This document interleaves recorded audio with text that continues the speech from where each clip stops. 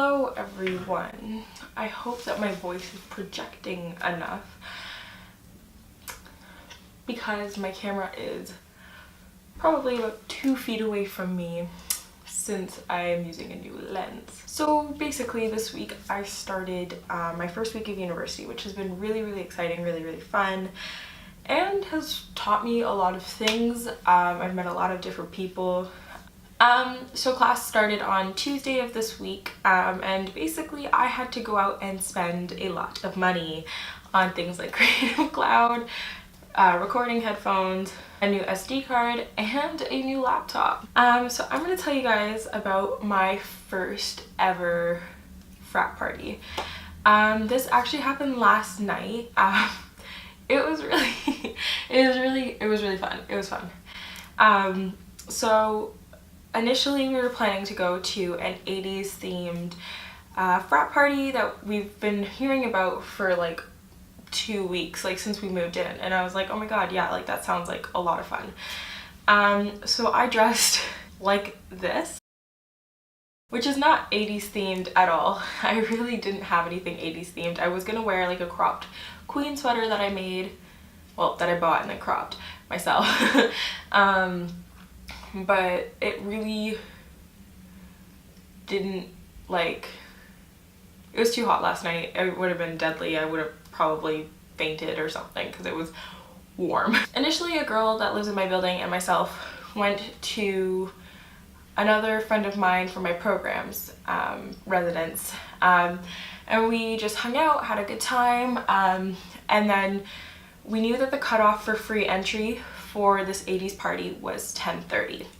So we left their apartment at around, I want to say like 9:30. So that gave us a good hour. We took the subway because it was the quickest way to get there, the safest way to get there. So we just went over to the closest subway station, got on one subway, transferred to another, thought we'd have enough time. Turns out we got off at a station too far. One, like, we should have gone a little bit, like we should have gone an extra station and we didn't. So we got off at a station that was very far from the party. So it was 10:15 by the time we got there, like out of the subway. And we got very lost looking for this place because the university that had all the frats is kind of on the other side of the city. So even though Toronto is relatively small, it's still kind of large. So we were really close to the main campus, and we did hope that we were gonna make it on time. So we ran,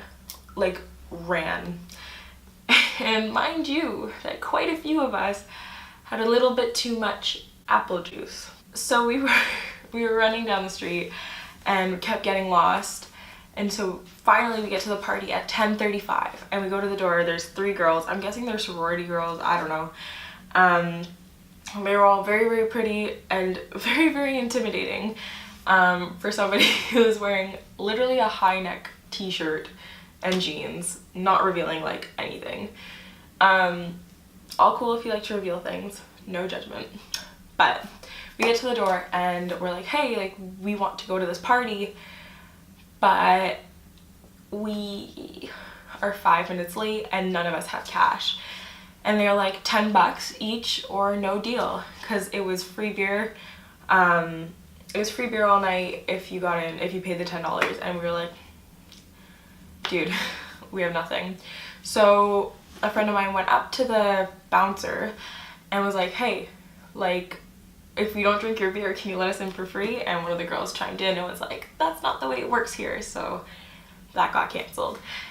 So we left the house and we kind of picked up a few people along the way that I don't remember where or why they were with us, but they ended up with us and it was fun.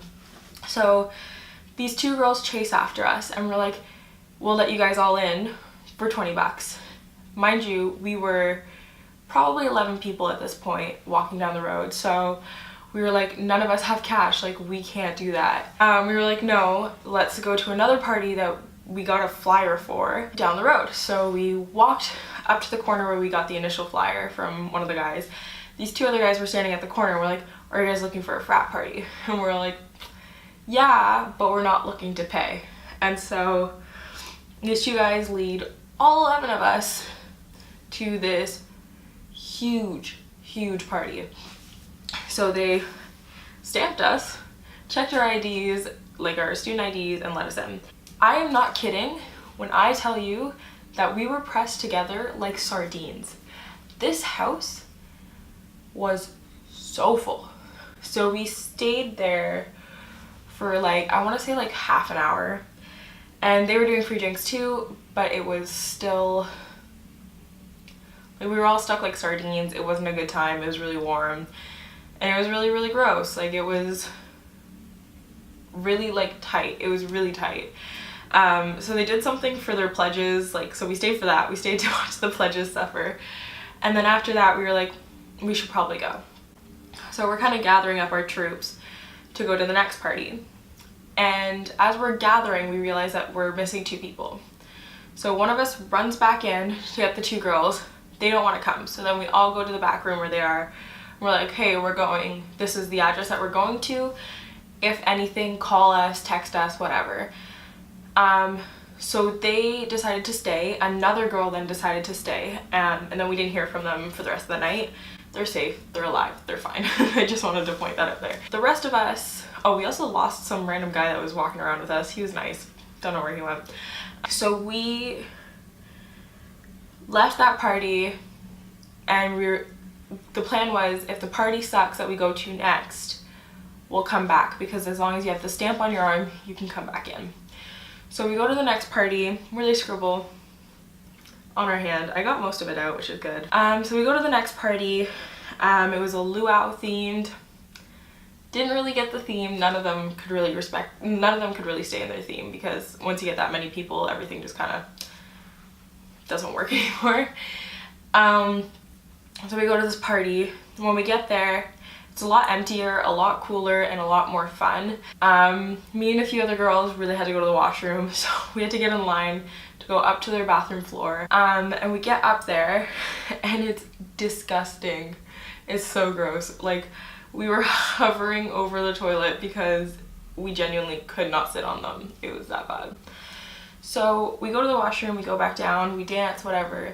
We were going like from outside and inside, like we were kind of going between the two because it was really warm in the house, but there were a lot less people when we first got there, so it was a lot more fun.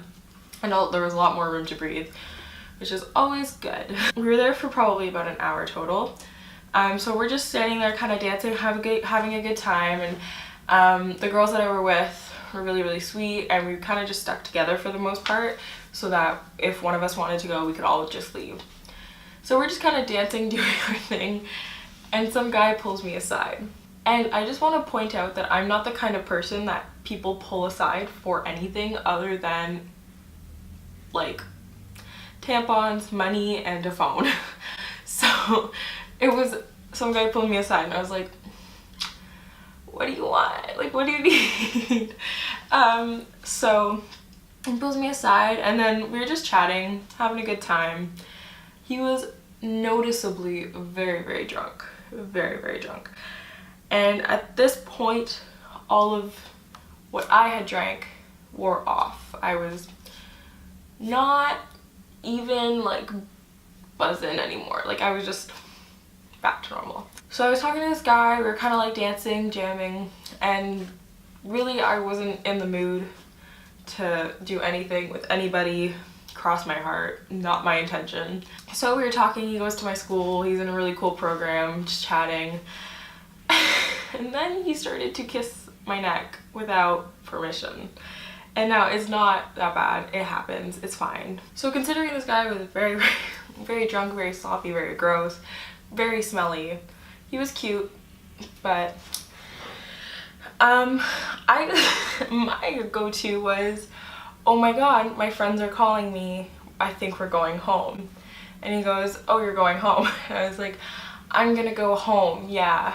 And he goes, okay, well, this is when he asked me for my number. He goes, well, can I get your number? And I said, I was like, and he's like, come on. And I was like, okay. So I gave him my number. I will never hear from him. Confirmed. Gave him my number, went to my friends, and I was like, we're going home, right? My friend was like, yeah, we didn't go home. So he turns around and finds a girl across the room, and he starts going at it with her. So forget your name, but good for you. I'm glad you found somebody. So he got what he wanted. Meanwhile, we're just kind of jamming, dancing, and then after about like half an hour, we're all pretty much done. So me and 3 of the other girls that are still with us, we're 6 people now. At this point, we're 6 people. Everybody else had either gone home or gone to another party. So 4 of us go outside. We step outside. We told the other 2, we're like, we're going outside for some air.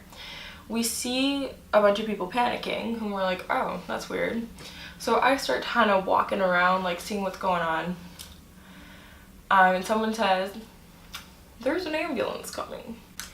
And from what I've heard, when the ambulance comes, it means that following soon after will be the remainder of the law enforcement team, which probably meant that the party was going to get shut down.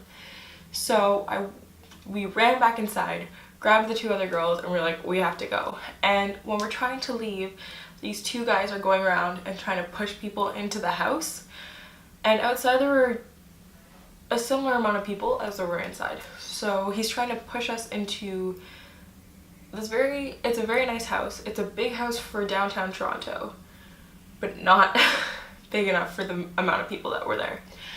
So they're trying to like damage control, push people into the house, and we're like, we're leaving. And they're like, well, you can't leave, we can't be on the lawn. And we're like, no, like we're actually gonna like walk away and go home. So after about 3 minutes of negotiation, they finally let us go. And so we're kind of watching it down the road, like we're watching the ambulance come down. And sure enough, we saw some more law enforcement around the corner.